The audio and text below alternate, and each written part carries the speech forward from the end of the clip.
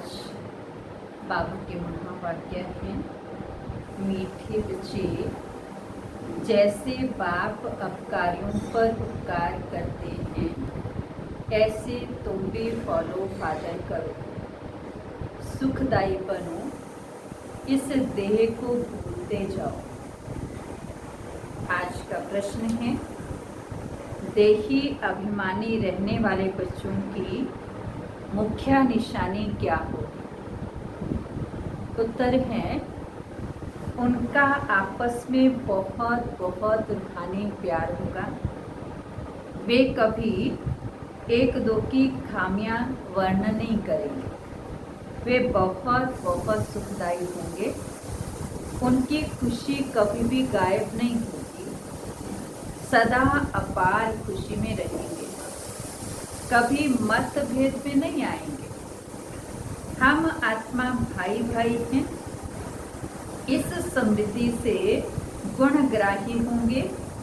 उन्हें सबके गुण ही दिखाई देंगे। वे खुद भी गुणवान बने होंगे और दूसरों को भी गुणवान बनाएंगे। उन्हें एक बाप के सिवाय और कोई भी याद नहीं आएगा। ओम शांति।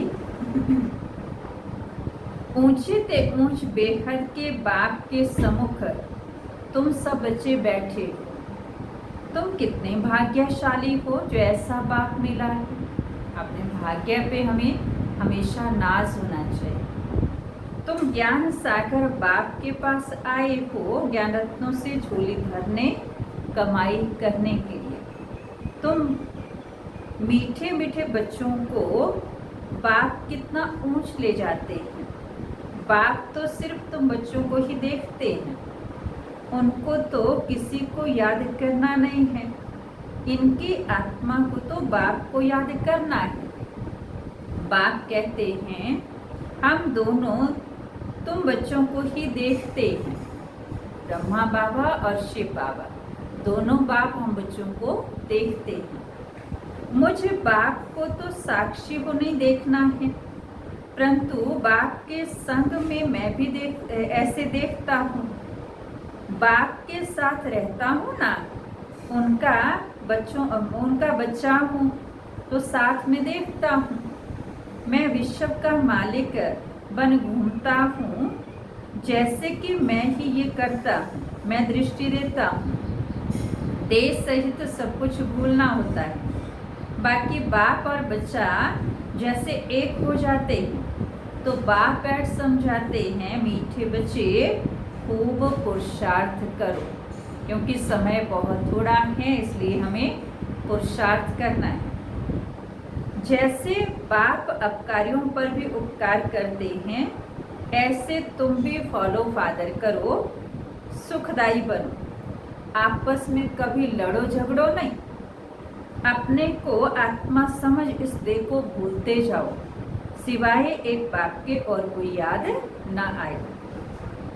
ये भी जैसे जीते जी मौत की अवस्था है। इस दुनिया से जैसे मर गए, कहते भी हैं ना, आंख मुए मर गई दुनिया। यहाँ तुमको जीते जी मरना है। शरीर का भान भक्ति उड़ाते रहो। एक होता है छोड़ना और एक होता है उड़ाना। छोड़ेंगे तो वो फिर भी आ जाएगा, उड़ा देंगे तो जैसे हवा में जो है वो सब कुछ उड़ जाता है, तो वो पकड़ में फिर नहीं आएगा। एकांत में बैठ अभ्यास करते रहो। सवेरे एकांत में बैठ अपने साथ बातें करो। बहुत उमंग से बाप को याद करो। बाबा, बस अभी हम आपकी गोद में आया कि आया। बस एक की याद में ही शरीर का अंत हो, इसको कहा जाता है एकांत। बाप को याद करते करते शरीर रूपी चमड़ी छूट जाएगी। तुम जानते हो ये पुरानी दुनिया, पुरानी देह खलास हो जाने का। बाकी पुरुषार्थ के लिए थोड़ा समय संगम का है। बच्चे पूछते हैं, बाबा ये पढ़ाई कब तक चलेगी? बाबा कहते, जब तक दैवी राजधानी स्थापन हो जाए तब तक सुनाते रहेंगे। फिर ट्रांसफर होंगे नई दुनिया में। ये पुराना शरीर है, कुछ न कुछ कर्म भोग चलता रहता है। इसमें बाबा मदद करे ये उम्मीद नहीं रखनी चाहिए।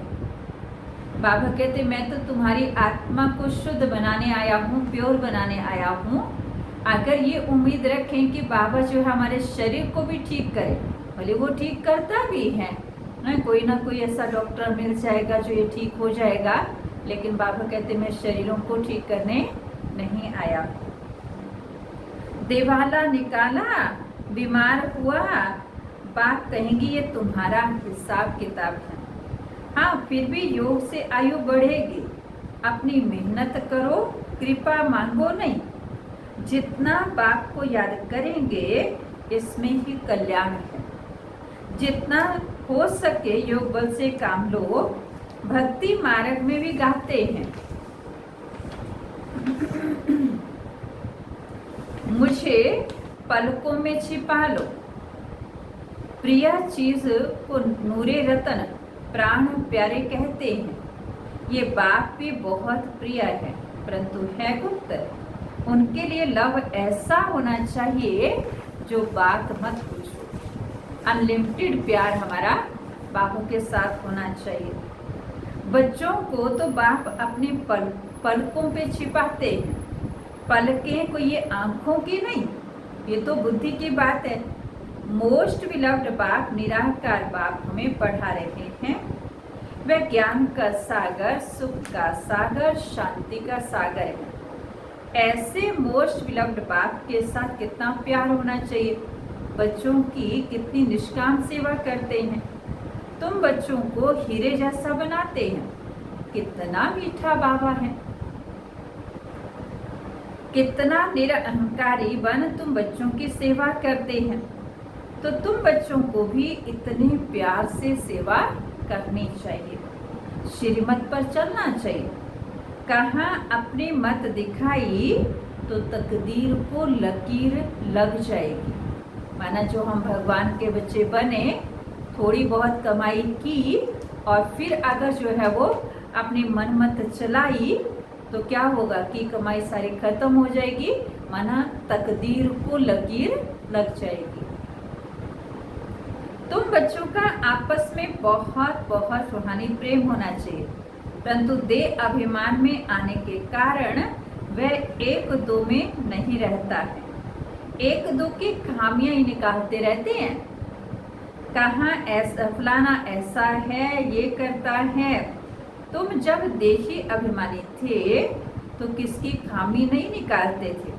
आपस में बहुत प्यार था। अब फिर वही अवस्था धारण करनी है। पहले तुम कितने मीठे थे, फिर ऐसा मीठा सुखदायी बनो। देह अभिमान में आने से क्या बन गए हैं, दुखदायी। तो तुम्हारी रूहानी खुशी गायब हो गई है। लाइफ भी छोटी हो गई है। अब फिर बाप आया है तुम्हें सत्व प्रधान बनाकर सदा सुखदायी बनाने। तुम जितना बाप को याद करेंगे उतना खामियां निकलती जाएगी, मतभेद निकलता जाएगा। ये पक्का याद रहे, हम आत्मा भाई भाई हैं। आत्मा भाई भाई को देखने से सिर्फ गुण ही दिखाई देंगे। अवगुण कब दिखाई देंगे, जब देह अभिमान में आएंगे तो दूसरों के अवगुण दिखाई देंगे, और जब आत्मा भाई भाई समझेंगे तो गुण ही दिखाई देंगे। सबको गुणवान बनाने की कोशिश करो। अवगुणों को छोड़ गुणों को धारण करो। कभी किसी की गिलानी नहीं करो। कोई कोई में ऐसी खामियां हैं जो खुद भी समझ नहीं सकते। वह तो अपने को बहुत अच्छा समझते हैं, परंतु खामी होने के कारण कहाँ न कहाँ उल्टा बोल निकल पड़ता है। सत्व प्रधान अवस्था में ये बातें नहीं होती हैं। अपने आप को देखो, हम कितने मीठे बने हैं। 10% है, 20 है, 30 है, 50 है, 75 है, 90 है। चेक करना हम कितने मीठे बने हैं। हमारा बाप के साथ कितना लव है। बाप से लव ऐसा हो जो एकदम चटका रहे। पापा आप हमको कितना समझदार बनाते हैं, स्वर्ग का मालिक बनाते हैं। ऐसे अंदर में बाप की महिमा कर गदगद होना चाहिए, रूहानी खुशी में रहना चाहिए। कोई भी खुशी वक्त गाते भी है ना, खुशी जैसी खुराक नहीं। बाप के मिलने की भी कितनी खुशी रहनी चाहिए। संगम पर ही तुम बच्चों को 21 जन्मों के लिए सदा खुशी में रहने की खुराक मिल जाती है। फिर कोई भी किसी बात की चिंता नहीं रहनी चाहिए। कभी वक्त अभी देखो कितनी चिंताएं हैं, इसलिए उसका असर शरीर पर आता है। अब कैसे पता चलता है कि चिंताओं का असर शरीर पे आया? अनेक बीमारियां शरीर में लगनी शुरू हो जाती हैं। तुमको तो कोई बात की चिंता नहीं, ये खुशी की खुराक तुम एक दो को खिलाते रहो। एक दो की ये जबरदस्त खातिरी करनी है। ऐसी खातिरी मनुष्य की कर नहीं सकते हैं। तुम बाप की श्रीमत पर ये खातिरी करते हो। अब खातिरी कौन सी करनी है? एक दूसरे को खुशी की खुराक खिलाने की खातिरी करनी है। तो बाबा कहते कोई भी दुनिया में मनुष्य ये नहीं कर सकते, लेकिन तुम बच्चों को ये करना है। खुशखुराफत भी ये है, किसी को बाप का परिचय देना, ये ज्ञान और योग की फर्स्ट क्लास वंडरफुल खुराक है। ये खुराक ही रूहानी सर्जन द्वारा मिलती है। मन मना भव मध्याजी भव, बस 2 वर्षंस की ये खुराक है। मोस्ट विलव्ड बाप से विश्व की बादशाही मिलती है। ये कोई कम बात थोड़ी है। ये 2 वचन ही नामी ग्रामी हैं। इन 2 वचनों से तुम एवर हेल्दी वेल्दी बन जाते हो। तो तुम बच्चों को इन बातों का सिमरन कर हर्षित रहना चाहिए। Godly student life is the best life. ये गायन भी अभी का है। जितना हो सके एक दो को ये रूहानी खुराक पहुंचाओ। एक दो की उन्नति करो, टाइम वेस्ट मत करो। बड़े धीरज से, गंभीरता से, समझ से बाप को याद करना है। अपने जीवन हीरे जैसी बनानी है। वो कब बनेगी हीरे जैसी जीवन? जब बाबा को बड़े प्रेम से याद करेंगे, धीरज से याद करेंगे, गंभीरता से याद करेंगे और समझ के आधार से याद करेंगे। मीठे बच्चे, बाप की जो श्रीमत मिलती है उसमें गफलत नहीं करनी चाहिए। बाप का संदेश सभी को पहुंचाना है। बाप का मैसेज सभी को मिलना तो है ना। मैसेज बहुत सहज है, सिर्फ बोलो, अपने को आत्मा समझ बाप को याद करो और कर्म इंद्रियों से मनसा वाचा करना कोई भी विकर्म नहीं करो। एक दिन तुम्हारे इस साइलेंस का बल का आवाज निकलेगा। दिन प्रतिदिन बुरा कर्म नहीं करो। बाबा कहते साइलेंस का आवाज निकलेगा। दिन प्रतिदिन तुम्हारी उन्नति होती जाएगी, तुम्हारा नाम बाला होता जाएगा। बस समझेंगे ये अच्छी संस्था है, अच्छा कर्म कर रही है, रास्ता तो बहुत अच्छा बताते हैं।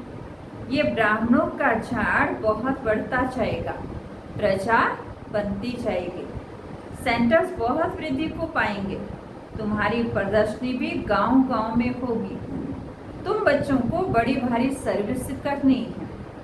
तुम्हारे नए नए सेंटर खुलते जाएंगे जिसमें अनेक मनुष्य आकर अपने जीवन हीरे जैसी बनाएंगे। तुम्हें बहुत प्यार से एक दो की संभाल करनी है। कहाँ किसी बेचारे के पैर खिसक ना जाए, क्योंकि अगर हम जो हैं एक दूसरे को ज्ञान की खुराक, खुशी की खुराक खिलाते रहेंगे तो वो मूर्छित से सूरजित बन जाएगा। समझो माया कोई पेपर लेती है और वो मूर्छित हो जाता है तो उससे उसको ताकत आएगी। जितने जास्ती सेंटर होंगे उतना जास्ती आकर्षण पाएंगे। जब आप बच्चों का प्रभाव निकलेगा तो बहुत बुलाएंगे कि यहाँ आकर हमको मनुष्य से देवता बनाने के लिए राजयोग सिखाओ। आगे चलकर बहुत धूमधाम होगी कि वही भगवान आकर आबू में पधारे हैं।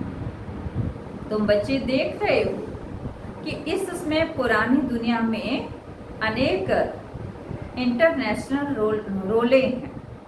अब ये सभी रोले खत्म होने हैं, इसकी तुम्हें कोई भी फिक्रात नहीं करनी है। तुम सबको सुनाओ, इसकी परवाह नहीं करो। अब ये पुरानी दुनिया गई कि गई, इसमें मोह नहीं रखना है।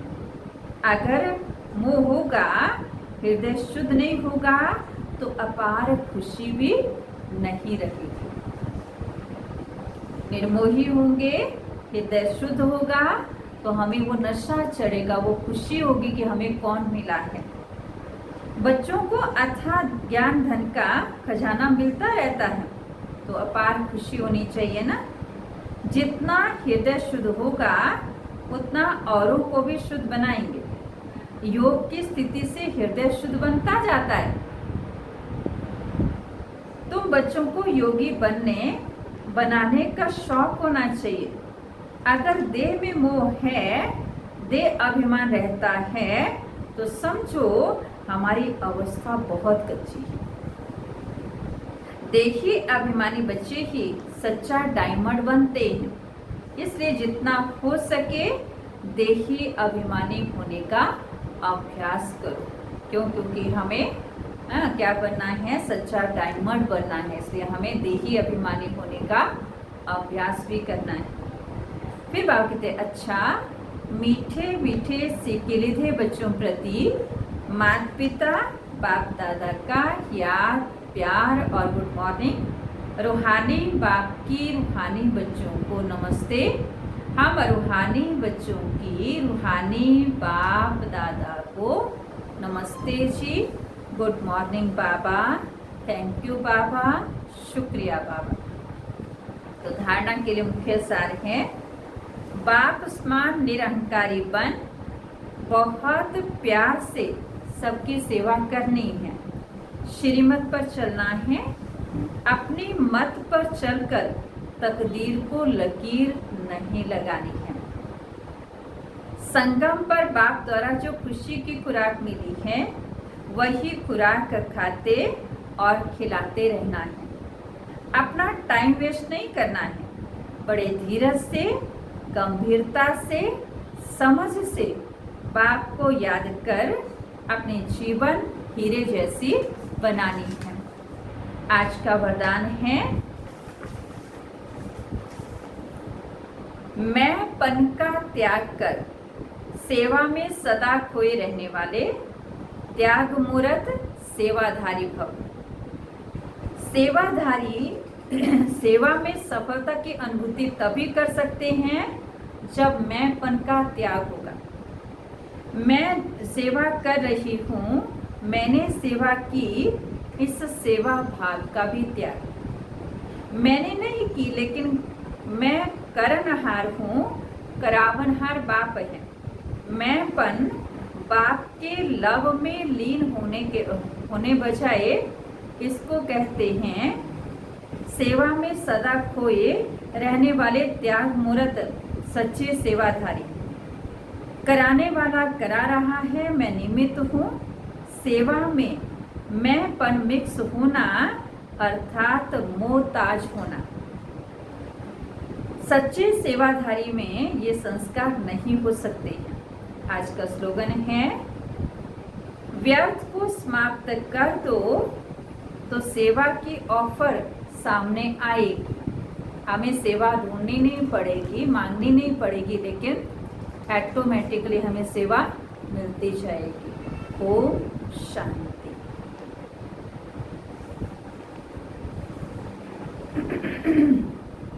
आगे मातेश्वरी जी के अनमोल महावाक्य हैं, जीवन की आश पूर्ण होने का सुहावना समय। जो संगम युग है, ये कौन सा समय है? जीवन की आश पूर्ण होने का सुहावना समय है। तो हमारे जीवन की क्या आशय है कि हमें परमात्मा से सर्व संबंध जोड़ करके सर्व खजानों की हम प्राप्ति कर सकें, ये हमारे जीवन की आशय है। हम सभी आत्माओं की बहुत समय से ये आश थी कि जीवन में सदा सुख शांति मिले। अब बहुत जन्मों की आश कब तो पूर्ण होगी। अब ये है हमारा अंतिम जन्म। इस अंत के जन्म की भी अंत है, ऐसा कोई नहीं समझे मैं तो अभी छोटा हूँ, छोटे बड़े को सुख तो चाहिए ना, परंतु दुख किस चीज से मिलता है उसका भी पहले ज्ञान चाहिए। अब तुमको नॉलेज मिली है कि इन पांचों विकारों में फंसने कारण ये जो कर्म बंधन बना हुआ है उनको परमात्मा की याद से भस्म करना है। ये है कर्म बंधन से छूटने का सहज उपाय।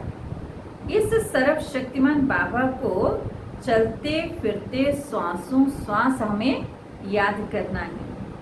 अब ये उपाय बताने की सहायता खुद परमात्मा आकर करते हैं, परंतु इसमें पुरुषार्थ तो हर एक आत्मा को करना है। परमात्मा तो बाप और टीचर गुरु के रूप में हमें वर्षा देते हैं, तो पहले उस बाप का हो जाना है, फिर टीचर से पढ़ना है, जिस पढ़ाई से भविष्य जन्म जन्मांतर सुख की प्रारब्ध बनेगी, अर्थात जीवन मुक्ति पद में पुरुषार्थ अनुसार मर्तबा मिलता है और गुरु रूप में पवित्र बनाए मुक्ति देते हैं। तो इस राज को समझ ऐसा पुरुषार्थ करना है कि बाप के रूप में भगवान क्या करता है, टीचर के रूप में क्या करता है और सदगुरु के रूप में क्या करता है। यही टाइम है पुराना खाता खत्म कर नई जीवन बनाने का। इसी समय जितना पुरुषार्थ कर अपनी आत्मा को पवित्र बनाएंगे उतना ही शुद्ध रिकॉर्ड भरता जाएगा और सारा कलप फिर चलेगा। तो सारे कलप का मदार इस समय की कमाई पर है। देखो इस समय ही तुम्हें आदि मध्य अंत का ज्ञान मिलता है। हमको सुदेवता बनना है और अपनी चढ़ती कला है, फिर वहाँ जाके प्रारब्ध भोगेंगे। वहाँ देवताओं को बाद का पता नहीं पड़ता कि हम गिरेंगे। अगर ये पता होता तो सुख भोगना भी नहीं रहता, गिरने की चिंता हो जाती, सुख भी भोग नहीं सकेंगे। तो ये ईश्वरीय कायदा रचा हुआ है कि मनुष्य सदा चढ़ने का पुरुषार्थ करते हैं, अर्थात सुख के लिए कमाई करते हैं। परंतु ड्रामा में आधा आधा पार्ट बना हुआ है। जिस राज को हम जानते हैं, परंतु जिसमें सुख की बारी है तो पुरुषार्थ कर सुख लेना है। ये है पुरुषार्थ की खूबी। एक्टर का एक्ट है, एक्ट करने समय संपूर्ण खूबी से पार्ट बजाना। जो देखने वाले क्या कहे, वाह वाह वाह वाह, कितना अच्छा पार्ट बजाया है। इसलिए हीरो हीरोइन का पार्ट देवताओं को मिला है, जिन्हों का यादगार चित्र गाया और पूजा जाता है। निर्विकारी प्रवृत्ति में रहे कमल फूल समान अवस्था बनाना, यही देवताओं की खूबी है। इस खूबी को भूलने से कि भारत की ऐसी दुर्दशा हुई है। अब फिर ऐसा जीवन बनाने वाला खुद परमात्मा आया हुआ है। अब उनका हाथ पकड़ने से जीवन नैया पार हो जाएगी। तो ऐसा इस तरीके से हम परमात्मा पिता का हाथ पकड़े, जो परमात्मा का हाथ पकड़ने से मेरी जीवन नैया पार हो जाए, बीच मझधार में ना छूटे। जैसे भक्ति मार्ग में माता का एक गीत गाते हैं, मझधार में है बेड़ा पार करो माँ। तो वो माँ सचमुच में जो हमारी अलौकिक माँ कहो, पारलौकिक माँ कहो, वो हमारा हाथ पकड़ करके हमें इस पार से उस पार ले जाती है। तो उसे हमें बहुत प्यार से याद करना है, बहुत समझ से और गंभीरता से उसे हमें याद करना है। ओम शांति।